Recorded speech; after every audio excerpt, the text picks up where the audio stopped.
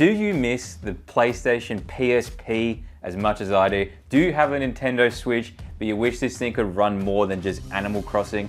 Then check this out. This is the Asus ROG Ally X. It's a mouthful of a name, but this is basically a gaming PC in your hand.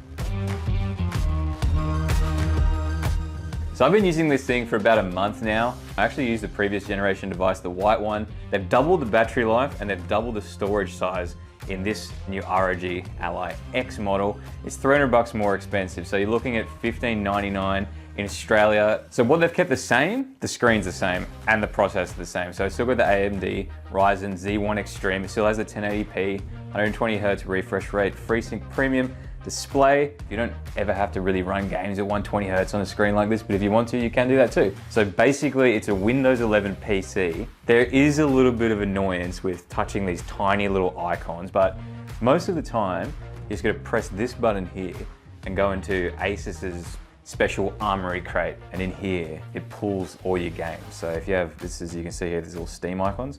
So these are all from Steam, but if I had like Xbox Game Pass, it would pull those in here too. I've been playing Forza for a few weeks now, and you can get up to 2 hours of battery life on the optimized settings. So Forza will automatically optimize the game. You get sort of 2 to 2.5 hours if you're stretching it, depending on what you're doing, depending if you're playing online or not, out of this device, which is pretty good. We also have to talk about storage because it has twice the storage size. The SSD now is 1 terabyte, so it's literally double the amount. Looking at the device itself, they've changed some things. So they've changed the joysticks. The joysticks are new, they're better. They've had like, they said something like 5 million times they've been tested or flicked or something, but basically they're smoother. One of my main complaints as well about the previous generation device was that the fans would start blowing air so loud that it was almost like you had to play with headphones on because you'd just be holding onto what felt like some sort of explosive device. And it would also get really hot, like if you put it on your knee, you'd be like, oh, I can't even put it down on a table because it felt like putting down an iron or something. But they've fixed a lot of that. It has that new vent and there's a slightly different design in the back.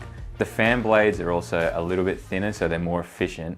And in most games with optimized settings, you're only going to be sitting around at like 65 to 80 degree GPU temperature, which is actually pretty good. It doesn't climb up much higher than that and it stays pretty consistent.